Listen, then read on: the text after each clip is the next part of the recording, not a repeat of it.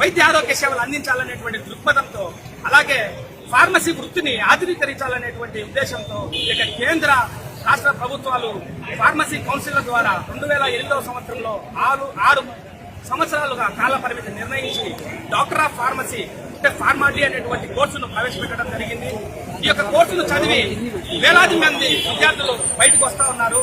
వచ్చినప్పటికీ మేము ఏ విధంగా ఈ యొక్క ప్రజలకి వైద్య సేవలు అందించాలి అని చెప్పేసి ప్రాక్టీస్ రిసోర్స్ మాకు చూపించండి అని అడుగుతుంటే కల్లపల్లి మాటలు చెప్తా ఉన్నాయి ఈ యొక్క ప్రభుత్వాలు మరియు ఫార్మసీ కౌన్సిల్.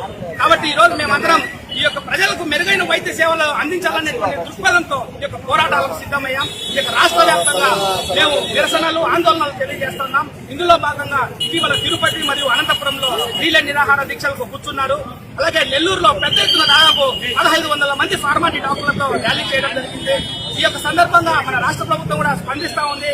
కాకపోతే దీన్ని మాకు పూర్తిగా న్యాయం చేసేటువంటి దృక్పథంతో లేదు అన్నటువంటి విషయాలు వస్తా ఉన్నాయి. మేము ఒకటే అడుగుతున్నాం, మీరు ఇటీవల మెరుగైన వైద్య సేవలు అందించాలి, గ్రామీణ ప్రాంతాల్లో క్వాలిఫైడ్ వైద్యులు లేరని చెప్పేసి మీరు ఈ యొక్క ఎటువంటి కనీస విద్యార్హత లేని నకిలీ డాక్టర్లు, ఆర్ఎంపీ డాక్టర్స్, పిఎంపీ డాక్టర్స్ కి మీరు చట్టబద్ధత చేస్తూ ప్రాథమిక వైద్య చికిత్స చేయడానికి మీరు ఇటీవల జీవో నెంబర్ 465 తీసుకొచ్చారు. మేము అడుగుతా ఉన్నాం, మీకు కనిపించట్లేదా ఈ యొక్క ఫార్మాటీ డాక్టర్లు వీళ్ళు క్వాలిఫైడ్ కాదా? 6 సంవత్సరాలు చదువుతా ఉన్నారు. ఇది ఒక సంవత్సర కాలం ఎక్కువ చదువుతా ఉన్నాం మేము ఈ యొక్క ఎంబీబీఎస్ కోర్సు కంటే. మేము ఎంబీబీఎస్ వాళ్ళకు పోటీ కాదు, కానీ వాళ్ళకు సహాయంగా మేము ఈ యొక్క గ్రామీణ ప్రాంతాల్లో మేము ప్రాథమిక వైద్య సేవలు అందించడానికి సిద్ధంగా ఉన్నాం. విదేశాల్లో చూసుకున్నట్లయితే ప్రాథమిక వైద్య ఆరోగ్య కేంద్రాలలోనే కాకుండా వాళ్ళు స్పెషాలిటీలో ఈ యొక్క ఫార్మాటీ డాక్టర్లు అద్భుతమైన సేవలు అందిస్తా ఉన్నారు. ఇక్కడ కూడా గ్రామీణ ప్రాంతాలకు వెళ్లి అక్కడ స్థిర నివాసం ఏర్పరచుకొని మేము ఎల్లవేళలా 24 గంటలు గ్రామీణ ప్రజలకు అందుబాటులో ఉండి వైద్య సేవలు అందించడానికి సిద్ధంగా ఉన్నాం. మీకు నిజంగా చిత్తశుద్ధి అనేది ఉంటే ఈ యొక్క రాష్ట్ర ప్రభుత్వం నిరూపించుకోండి. ఈ యొక్క డాక్టర్ల ఫార్మాటీ డాక్టర్లకు మీరు అధికారం ఇవ్వండి. మేమెళ్లి ఈ యొక్క గ్రామీణ ప్రజలకు మెరుగైన వైద్య సేవలు అందిస్తాం. ఈ యొక్క రాష్ట్రాన్ని ఆరోగ్యాంధ్రప్రదేశ్ గా మేము నిర్మిస్తామని ఈ సందర్భంగా నేను చెప్తా ఉన్నాను. కాబట్టి మమ్మల్ని కరుణించండి, మాకు ప్రజలకు సేవలు చేసేటువంటి అవకాశం కల్పించండి.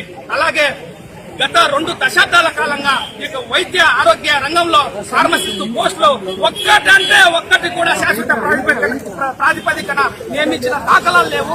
మేము అడుగుతున్నాం, అంత నిర్లక్ష్యమా మీకు యొక్క ప్రజా వైద్యం అంటే? అసలు ఒక ఫార్మసిస్ట్ లేకుండా ఒక పిహెచ్సి కాదు, ఒక మల్టీ స్పెషాలిటీ హాస్పిటల్ కూడా నడవకూడదు. ఇటీవల కేరళ హైకోర్టు జడ్జిమెంట్ ఇచ్చింది. దానికి సంబంధించినటువంటి ప్రూఫ్లు కూడా మా దగ్గర ఉన్నాయి. మీరు ఇప్పటికైనా తక్షణం కళ్ళు తెరవండి. మీరు దయచేసి ప్రతి పిహెచ్సిలో, ప్రతి ప్రభుత్వ ఆసుపత్రిలో, ప్రతి ప్రైవేటు రంగంలో ఉన్నటువంటి ప్రతి ఆసుపత్రిలో, అలాగే మెడికల్ షాపుల్లో ఫార్మసిస్ట్ ఉండే విధంగా చర్యలు తీసుకోండి.